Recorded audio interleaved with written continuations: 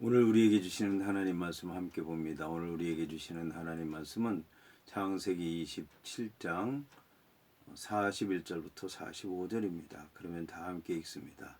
그의 아버지가 야곱에게 축복한 그 축복으로 말미암아 에서가 야곱을 미워하여 심중에 이르기를 아버지가 곡할 때가 가까웠은즉 내가 내 아우 야곱을 죽이리라 하였더니 맏아들 에서의 이 말이 리브가에게 들리매 이에 사람을 보내어 작은 아들 야곱을 불러 그에게 이르되 내 형 에서가 너를 죽여 그 한을 풀려 하니 내 아들아 내 말을 따라 일어나 하란으로 가서 내 오라버니 라반에게로 피신하여 내 형의 노가 풀리기까지 몇 날 동안 그와 함께 거주하라.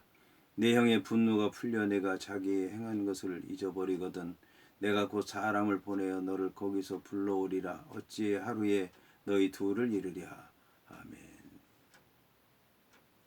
오늘 말씀의 제목은 며칠만 피하라입니다. 그러면 본문의 말씀을 통해 함께 은혜 나누도록 하겠습니다. 오늘 말씀은 그의 아버지가 야곱에게 축복한 그 축복으로 말미암아 에서가 야곱을 미워했다는 말씀으로 시작을 합니다. 오늘 성경을 보면 에서라고 하는 사람은 야곱을 미워했다고 얘기를 하고 있습니다. 야곱을 미워한 것은 이삭이 에서에게 축복하지 않고 야곱에게 축복했기 때문에 그렇습니다. 이런 이제 에서의 분노는 인간적으로 충분히 이해할 수 있는 것이지만 신앙적으로 이해할 수 없는 것입니다.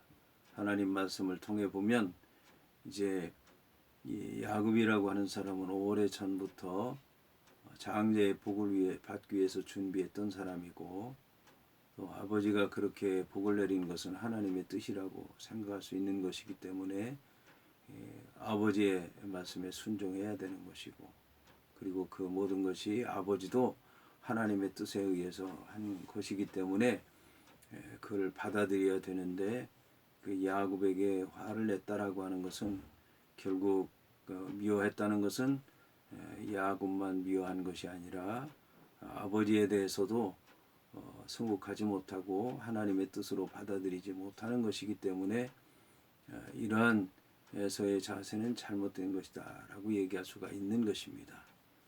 이것은 이제 이 가인과 아벨에서도 나타나게 되는데 이 가인이라고 하는 사람의 때가 돼서 땅의 것을 여호와 하나님께 드렸고 또 아벨이라고 하는 사람은 양의 첫 새끼를 그 기름과 함께 여호와 하나님 앞에 드렸는데 여호와 하나님께서 아벨과 그의 제물은 받으셨지만 가인과 그의 제물은 받지 않으셨다고 했을 때에 이 가인이라고 하는 사람이 얼굴을 붉히고 고개를 숙이고 동생을 미워했는데 하나님께서 경고했지만 그 말을 듣지 아니하고 동생을 죽인 것입니다.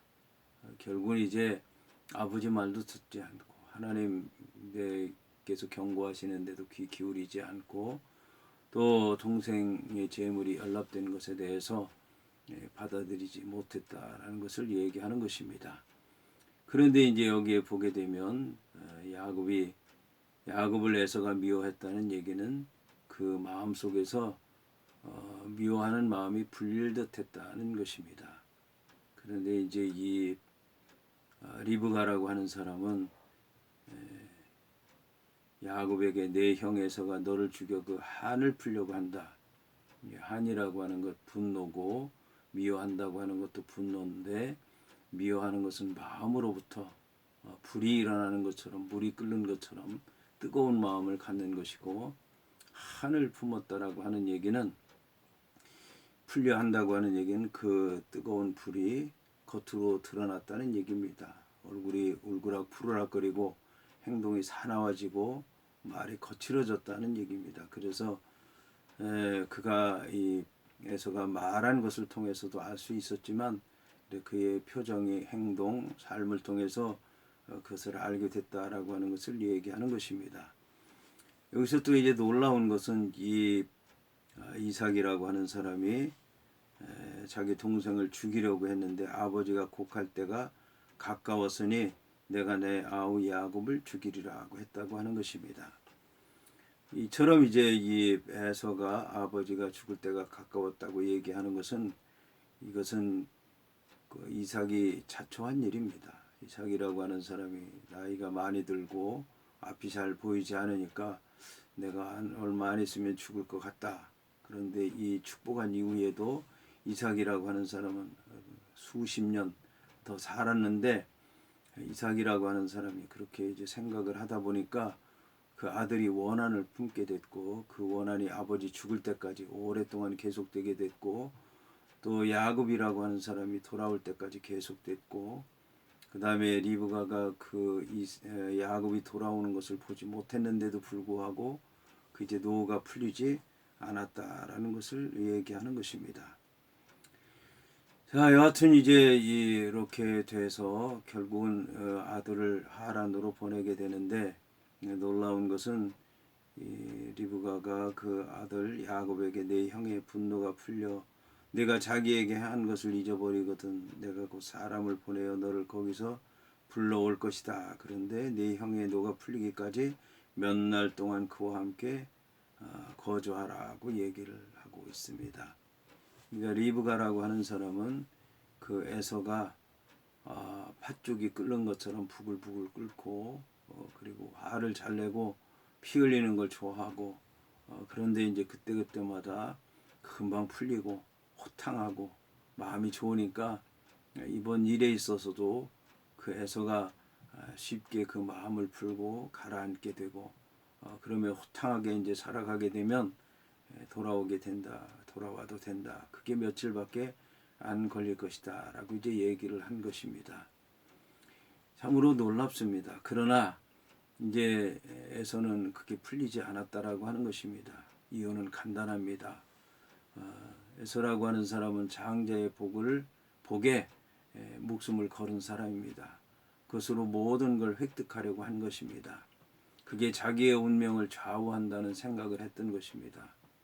어떻게 보면 당연한 얘기일 수도 있겠지만 그러나 이것은 잘못된 신앙이라고 하는 것입니다. 분명히 마지막에 목숨을 거는 거 그게 가장 중요한 거 그것으로 모든 삶이 끝나고 새로운 삶이 시작된다라고 하는 것은 사실입니다. 하지만 그를 위해서 계획하고 준비하고 일을 해야 된다라고 하는 것입니다. 그것이 없이 그날만 바라보게 되면 그것이 잘못된 신앙이고 그렇게 얘기하는 이단에게 넘어가게 되는 것이고 또 그러한 때를 바라면서 내가 주다, 내가 그리스도다, 내가 하나님이다라고 해서 별의별 기적을 다 보이고 사람의 눈에 합당한 것을 자꾸 이제 나타내려고 하고 어떻게든지 미혹해서 이끌려고 하는 이들의 그런 유혹에 넘어갈 수밖에 없다라고 하는 것입니다. 오늘 이 야곱과 에서의 그 축복받는 자세를 통해서 우리들이 어떠한 믿음의 자세로 복을 구해야 되겠고 또 목사님들께서는 어떤 믿음을 가진 이들에게 복을 내려야 될 것이고 하나님의 뜻이 복 내리는 순간에 복을 받는 순간에 어떤 걸 원하시는지 그걸 바로 알아서 복에 대한 오해가 없어야 될 줄로 믿습니다.